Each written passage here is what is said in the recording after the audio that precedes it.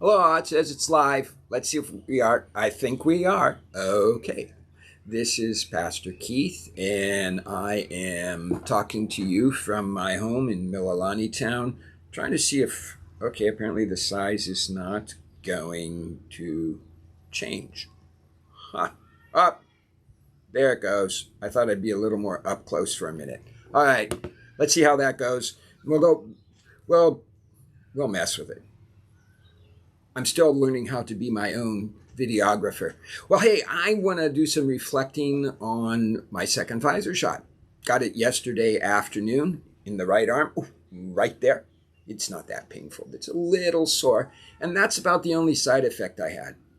I was really tired last night, but I'm not sure if that was physical or emotional because I had been sort of tensing up or gearing up for the whole shot. And after I got it, the process was smooth. I got to tell you, I just signed in. They took my temperature, signed me in, and boom, I was in and out in half an hour. And I went to the grocery store afterwards. So there you have it.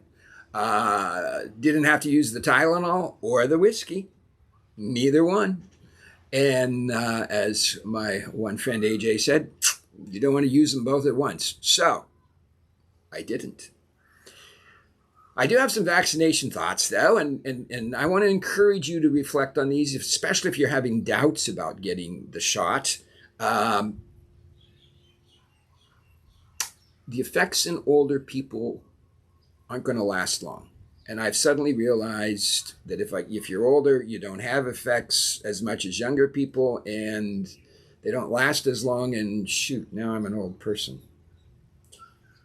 All right, I'll get used to that. What does the vaccination mean? It means less likely to get COVID-19, but it's not 100%. Nothing in this world is. So don't use that as an excuse to not get a shot. You're less likely to get COVID-19 if you have the vaccinations. And if so, your cases are going to be milder. And you may not end up in the hospital or on a ventilator or dead. Well, I like those odds. And so I'm all for this. What about long term? Who knows? Who knows about long term? I mean, think about it. Nothing is sure in this world. If anything, as the pandemic has taught us anything, nothing is sure. So, what's the long-term effect? Don't use that as an excuse to not get a shot. Don't. This was a good thing. Now, a lot of you have said, "Wow, Pastor Keith, are you relieved? Are you relieved?" And maybe I'm unconsciously feeling some relief.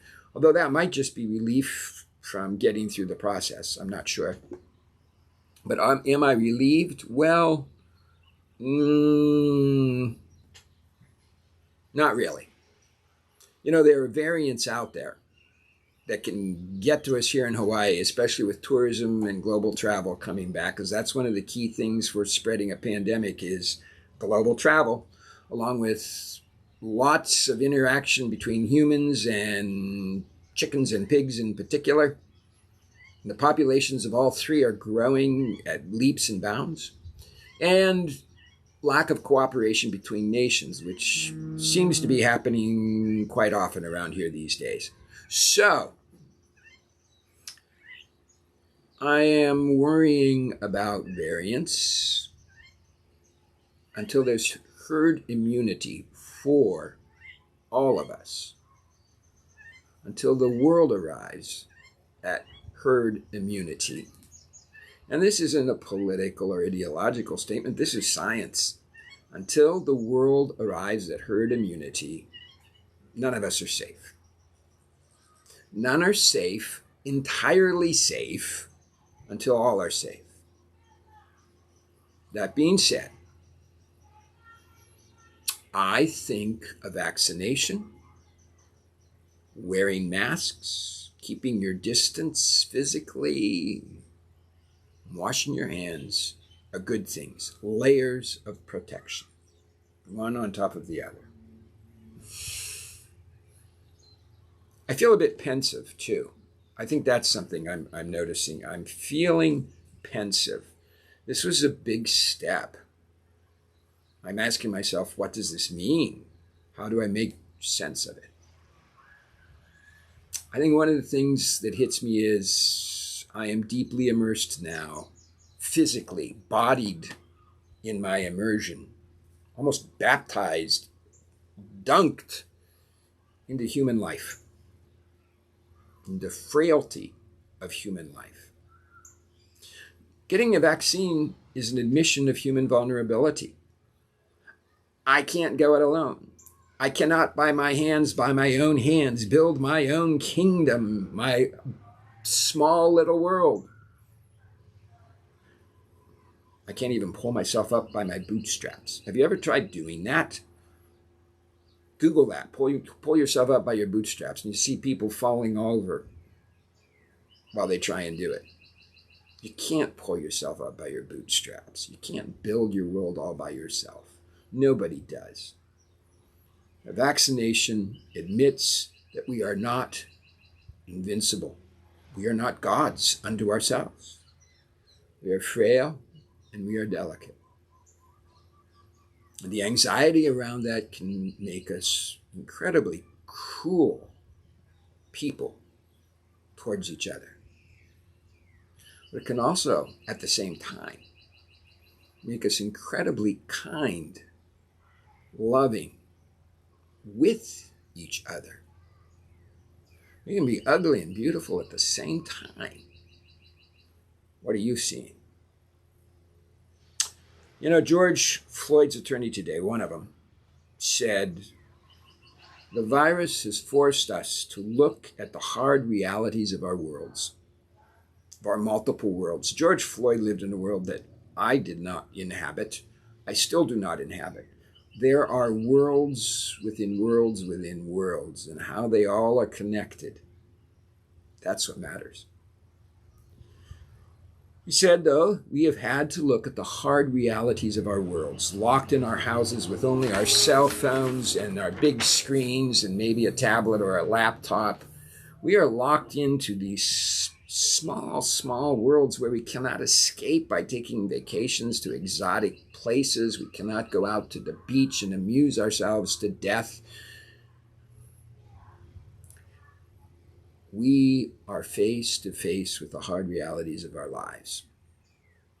And in that, we have seen viral videos of Black men and women having the breath choked out of them by knees to necks, pepper spraying, tasering, and shooting. I can't breathe is not just something we hear people crammed into ERs hoping for a ventilator in ICU saying. I can't breathe is not just a physical, viral response.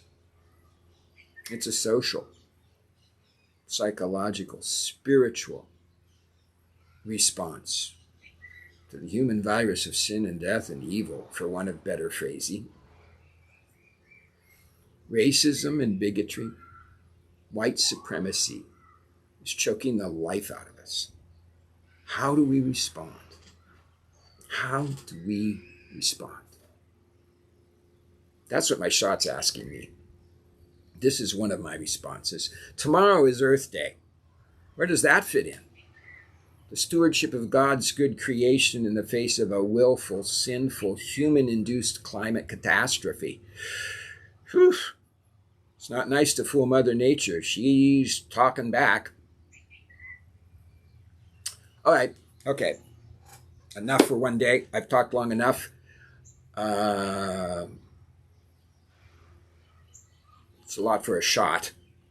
But our worlds are intertwined and complex. And what I want to do is spend some time over the next few months vlogging and talking in bits and pieces about all this complexity, how we find our way about in a very intertwined sort of world. So, I got my second shot. George Floyd's murderer was convicted. and Earth Day is tomorrow. You know what I'm saying? These are small moves against destruction. Yep, I'm saying it again. My shot, a conviction, doing something nice to the earth. Maybe tomorrow I'll go buy some seeds for my community garden bed. By the way, we're going to open the community garden up, so if you're here on island, come get a garden bed. All those things remind me of someone I know healing people, holding people accountable, the flip side of forgiveness, feeding them. Little things that change the world. I think it was Margaret Mead that said, never doubt that a small group of people, determined people, can change the world. In fact, it's the only thing that can. So, get a shot, seek justice, love your mother, and you will make a difference. Blessings here in this Easter season, and stay safe. Aloha.